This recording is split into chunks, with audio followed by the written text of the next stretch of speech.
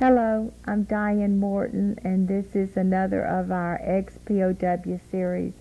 And tonight I have Dr. Jim Foret, Sr., and it's so good to have you, Jim. I appreciate your coming on the show. Thank you. Good to be with you. Well, I'd like to ask you of what branch of service you were in. I was in the infantry, in a rifle company in the infantry. And tell me, what was your job description? What did you do? I was a squad leader, and my job was to take using a squad of men, 12 men, when we operated as a unit, on orders from the captain of the company. And I want to hear about when you were sent overseas, and told me that you were in the Battle of the Bulge.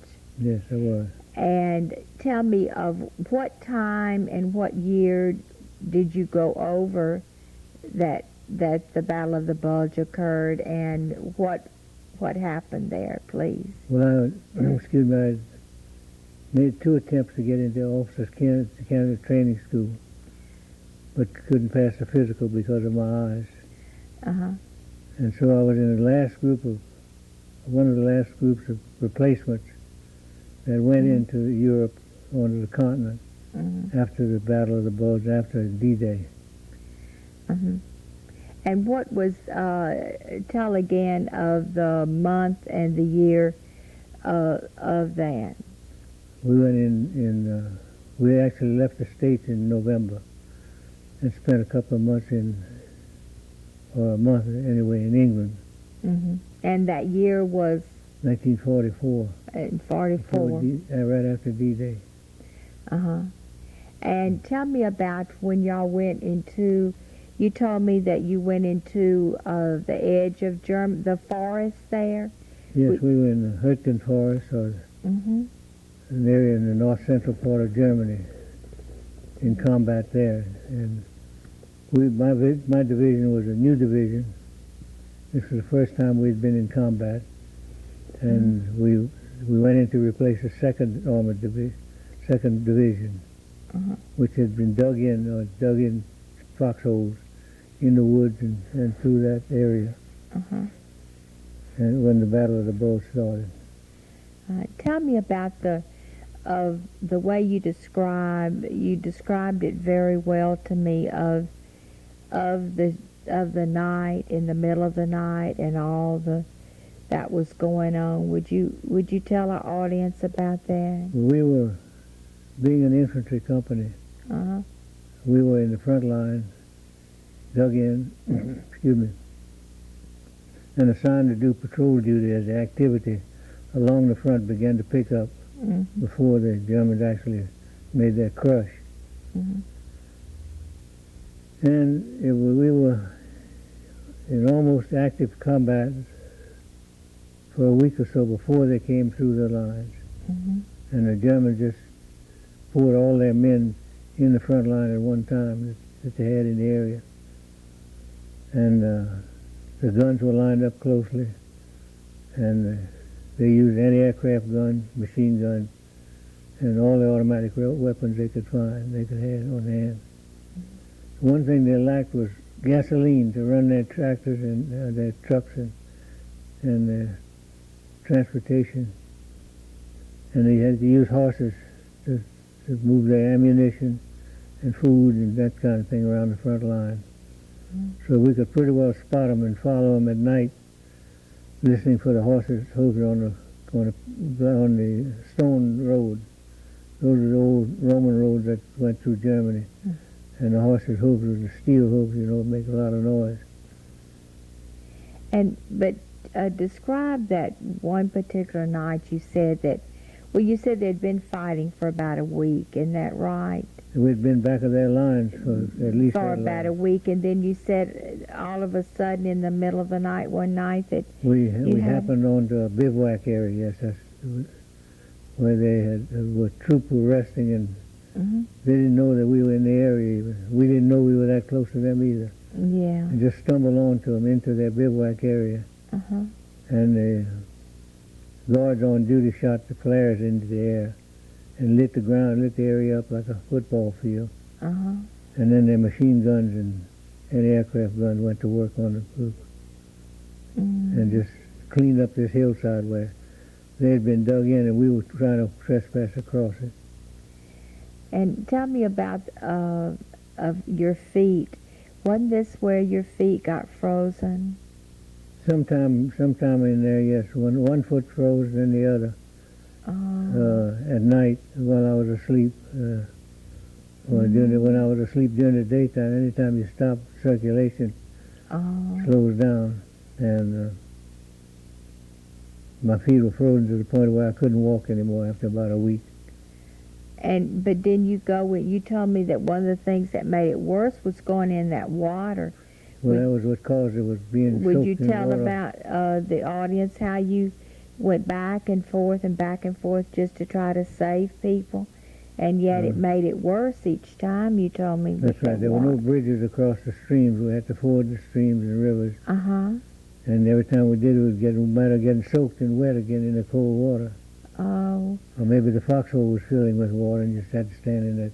That must have been so painful for you. How in the world, with all the pain and frozen feet, to keep pulling the men out of the water? That must have been some horrendous experience. Well, it's one of those things you kind of get accustomed to after a period of time. You get acclimated to it. Mm-hmm. And tell about your capture, Jim, of how y'all were captured and taken on in.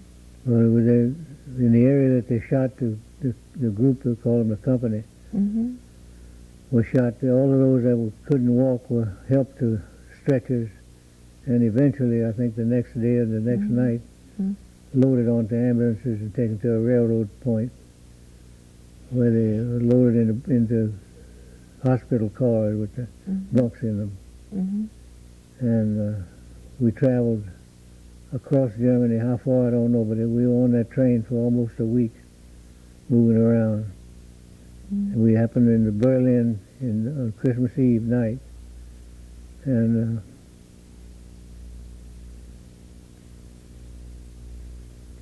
and you said that you heard the children singing... Children are singing Christmas carols. Christmas carols? Isn't that something? They're on Christmas Eve, huh? On Christmas Eve. That really surprised me. It surprised me. To think that y'all were going in, being captured, and there you had heard the Christmas carols. That's right. Being sung Christmas And the same Eve. children that sang some of the same ones that sang the Christmas carols were the ones that spit on us and kicked us when they went by the beds on the hospital car. And Children from 8 to 12 years old. And yet they'd been singing the Christmas carols. That's right. And they spat on y'all. That's right. And kicked y'all. My. I wonder how you would explain that. That sounds so ironic, doesn't it? It does.